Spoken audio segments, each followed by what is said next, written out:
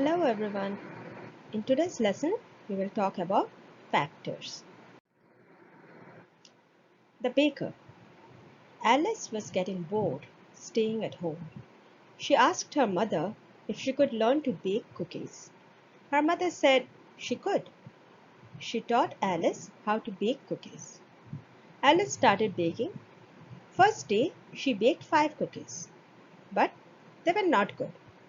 Next day, she baked again, and this time they were delicious. Alice loved baking. She started making more and more cookies. She baked every day. Her mother helped her. Within a week, all the jars in the house were full. They did not have any more space in the house to store cookies. So, Alice's mother told her she could start selling the cookies. She could get some pocket money to spend. Alice baked 40 cookies to sell. She asked her mother how to pack them. Her mother told her to make as many packets as she could with 40 cookies. But the number of cookies in every pack must be the same. The price can then be same for all packets. Can you help Alice make packets? How many cookies will you ask Alice to put in each packet? Remember, number of cookies in every packet must be same. You can fill up this table with the number of cookies you will put in each packet and how many packets you will make. You can write down as many combinations as you can think of. You can pause the video for 2 minutes as you write down the numbers in this table in your notebook. Once you have finished, you can come back and start watching the video again. So how many cookies did you put in each packet? And what were the number of packets did you put? These are the numbers we discussed in class. You can put 2 cookies in 20 packets, or 20 cookies in 2 packets, 5 cookies in 8 packets, 8 cookies in 5 packets, 4 cookies in 10 packets, 10 cookies in 4 packets, 1 cookie in 40 packets, or 40 cookies in 1 packet.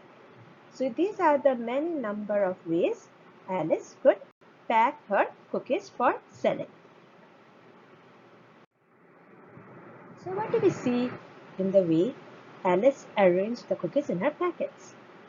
The same 40 cookies can be divided in many ways. You can have 10 cookies of 4 packets, 5 cookies, 8 packets, 8 cookies, 5 packets, 20 cookies, 2 packets, etc. What happens when we multiply the cookies with the packets? 10 into 4, 40. 5 into 8, 40. 8 into 5, 40. 20 into 2, 40. So we always get 40. That is the total number of cookies which Alice was packing. So what did we do here to divide the cookies for Alice? We divided 40 into smaller numbers. After we divided, there were no cookies left. There was no remainder. These small numbers that we divided the cookies into, the number of cookies and the packets, these small numbers are called factors. So 2, 4, 5, 8, 10, 20, all of these are factors of 40. So this takes us to our objective today. We will be able to know about factors and the different types of factors. What is a factor? A number is always divisible by all its factors. Divisible means that when we divide a number by its factor, the remainder is always 0.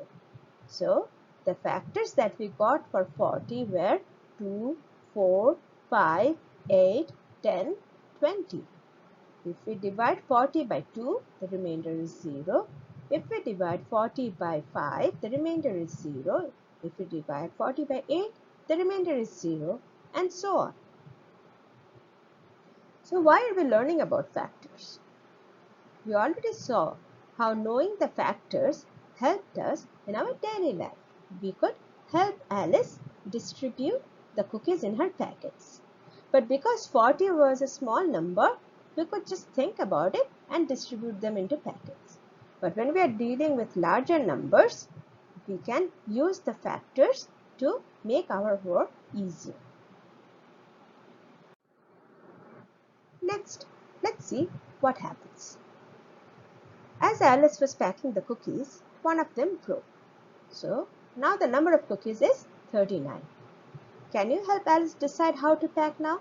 Remember, all packets must have the same number of cookies. You can fill up this table in your notebook, writing down how many cookies you will put in each packet and what will be the total number of packets you will make for Alice. Again, you can pause the video as you are working on the problem.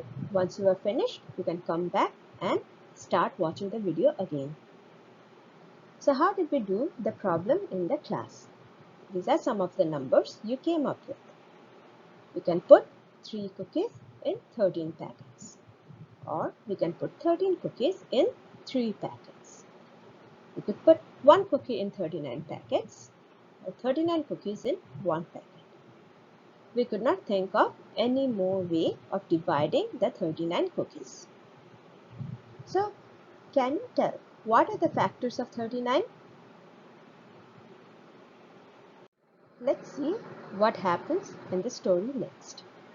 Unfortunately, as Alice was packing the cookies, 2 more cookies broke. Number of cookies now is 37. Can you help Alice decide how to pack now? Remember, all packets must have equal number of cookies. Again, you can fill up this table by writing down the number of cookies you will put in each packet and the number of packets you will be making for Alice. You can pause the video as you are thinking about the problem and writing it down in your notebook. Once you are finished, you can come back and start watching the video again. So what are the numbers we came up in our class? We said we could put 1 cookie in 37 packets, or we could put 37 cookies in 1 packet. We could not think of any other way of dividing the cookies.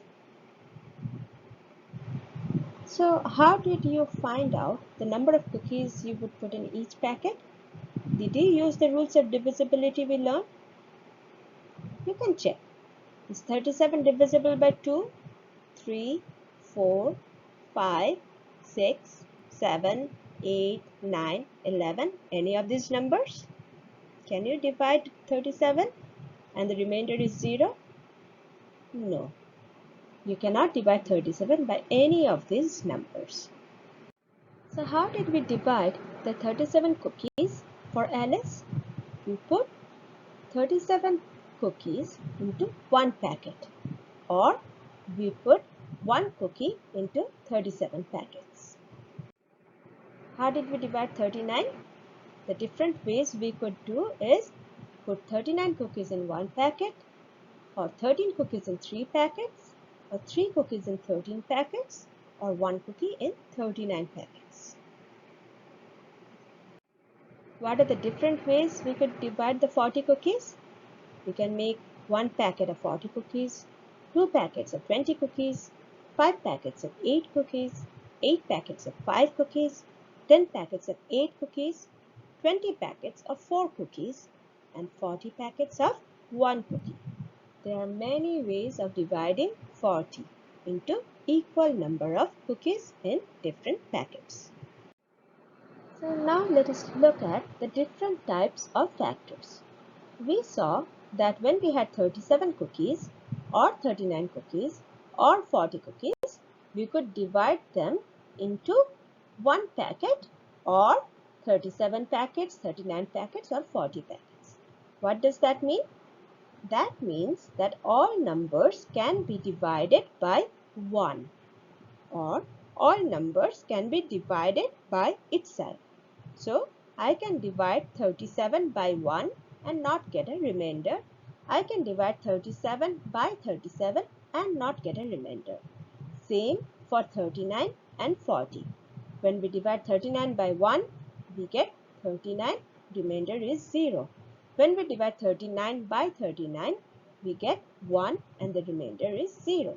Similarly, 40 by 1 is 40 and 40 by 40 is 1. We do not get a remainder. So all numbers are divisible by 1 and are divisible by itself. Now, if there are any numbers that can only be divided by 1 and itself, we call it a primary number. What happened with 37? 37 we could only divide into one packet or 37 packets. We could not divide it into any other number of ways. So 37 is divisible only by 1 or by 37. What happened with 39 and 40? We saw we could divide 39 and 40 in more number of ways than we could divide 37. So a number that can be divided by other numbers too, not only 1 and itself, are called composite number. Or we can say any number which is not a prime number is a composite number. Let us practice on these two types of numbers more. We will give this assessment. We will use the rules of divisibility to find out if the numbers are prime or composite. Prime means you can divide the number only by 1 or by itself. Composite means the number is not a prime number. It can be divided by many more numbers which is not 1 or itself. I will send you the link of this exam in the